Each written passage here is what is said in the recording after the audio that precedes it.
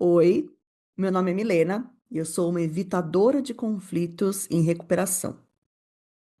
Se você também já engoliu muita coisa para evitar o confronto e manter a paz, pode puxar uma cadeira. Esse episódio é todo nosso.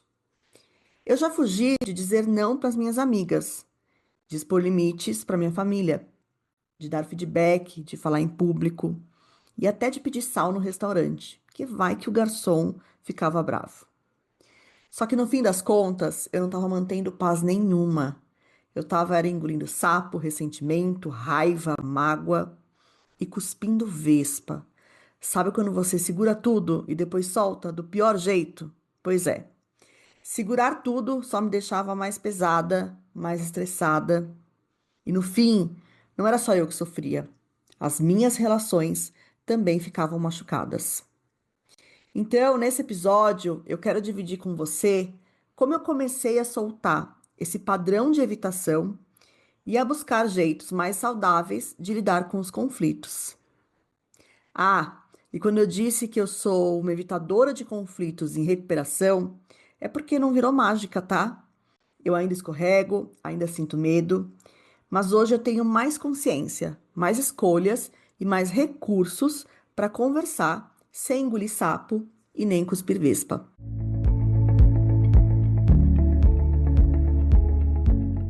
Eu sou a Milena Cerro e este é o Desengasga, um espaço para você respirar fundo, criar coragem e encontrar o seu jeito de encarar aquela conversa que anda atravessada na sua garganta.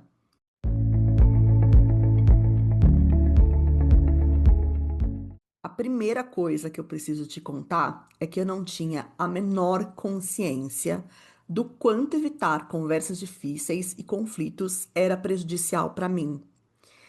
Muito menos de que existia um jeito diferente de lidar com isso. Para mim, a vida era daquele jeito mesmo: evitar confrontos, engolir sapos e surtar de vez em quando. Eu diria que três coisas me ajudaram muito nesse processo de me libertar desse padrão de evitação e de buscar jeitos mais saudáveis de lidar com as conversas difíceis e com os conflitos. Mas elas não aconteceram em etapas lineares e organizadinhas. Às vezes elas se misturavam, aconteciam ao mesmo tempo, meio bagunçadas, mas o importante é que no final deu tudo certo. E o que deu início a tudo isso foi o autoconhecimento. E não é que eu fui atrás desse autoconhecimento, ele caiu no meu colo. Eu tinha sido promovida no trabalho e, como forma de reconhecimento, eles me presentearam com um processo de coaching, que eu, inclusive, odiei, porque eu não queria coaching, eu queria dinheiro na minha conta. Mas já que estava lá, bora fazer. E aí eu comecei a perceber que não era normal viver evitando, que aquele medo de me expor estava me custando caro. E pouco a pouco eu comecei a libertar a minha voz. Só que rolou um efeito rebote. Eu saí da passividade, desse lugar de evitar o confronto e de não falar nada para não desagradar, e eu fui direto para outra ponta, que é a agressividade. Foi quase que como eu fiquei calada por muito tempo e agora eu vou hablar muito. E eu me lembro claramente do episódio em que eu me dei conta disso. Eu estava em um curso, inclusive de autoconhecimento, e uma colega do curso, do nada, resolveu que a gente ia mudar de lugar. E eu me vi ali sentada no novo lugar e pensei: o quê? Nananina, não. Levantei, destroquei de lugar com ela e falei: não vou mudar de lugar coisa nenhuma. Mas eu fui grossa, eu fui muito agressiva nessa hora. E eu só me dei conta disso uns minutinhos depois. Nessa hora, eu, inclusive, interrompi a aula para pedir desculpas. Não por ter me posicionado, mas pela forma como eu tinha me posicionado. E ali foi uma virada de chave muito importante.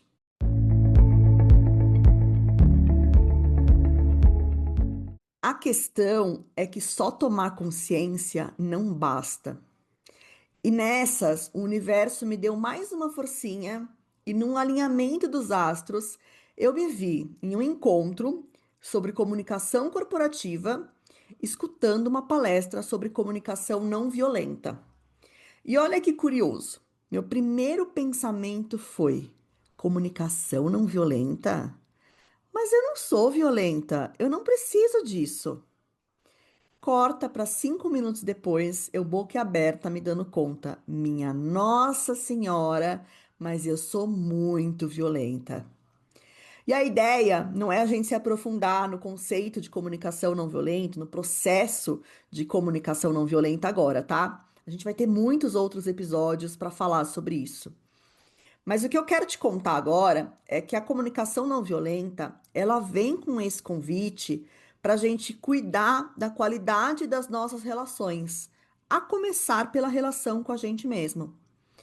Ela oferece recursos para a gente sair desse ciclo de uma comunicação que machuca, que afasta, e encontrar caminhos para a gente conversar com mais honestidade e com mais empatia. Ali, no meu primeiro contato com a CNV, eu pensei: opa, então tem um outro jeito de se comunicar? Eu quero muito aprender a viver isso na prática.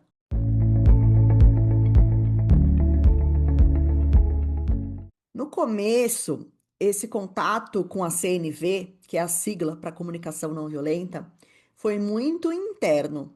Eu comecei praticando comigo. Eu precisava me familiarizar com tudo aquilo que eu estava aprendendo, principalmente com os meus sentimentos, que até então eu só tinha aprendido a descontar nos outros, a anestesiar ou a entorpecer. Então foi muito um processo de autoescuta, de entender minhas motivações, de melhorar o meu diálogo interno. E olha como eu tinha um diálogo interno pesado comigo, viu?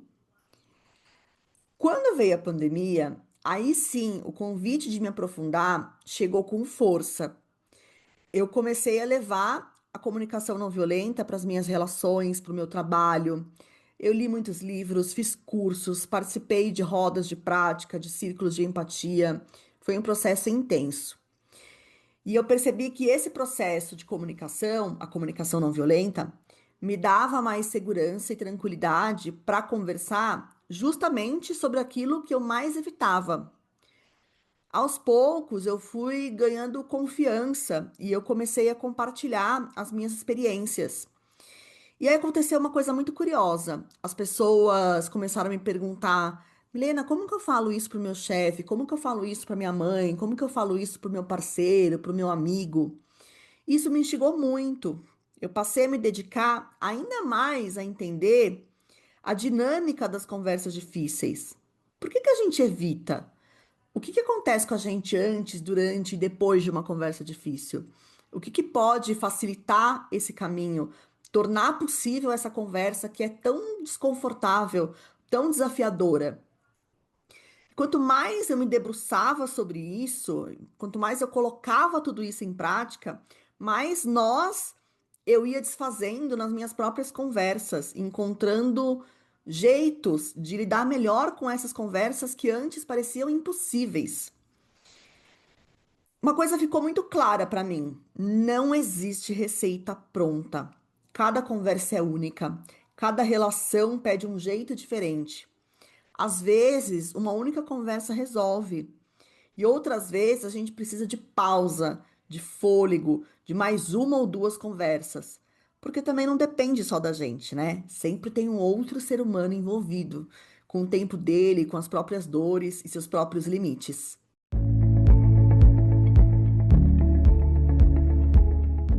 Talvez você esteja pensando: nossa, que trabalheira, é muita gaveta para abrir, muita coisa para limpar.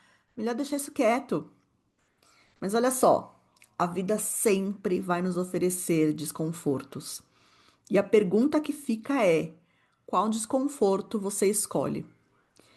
Continuar evitando e gastando energia para fugir, ou de encarar, de se abrir e de construir relações mais leves e verdadeiras? No fim, sempre vai ter um difícil. A diferença é o que você atravessa e o que você encontra do outro lado.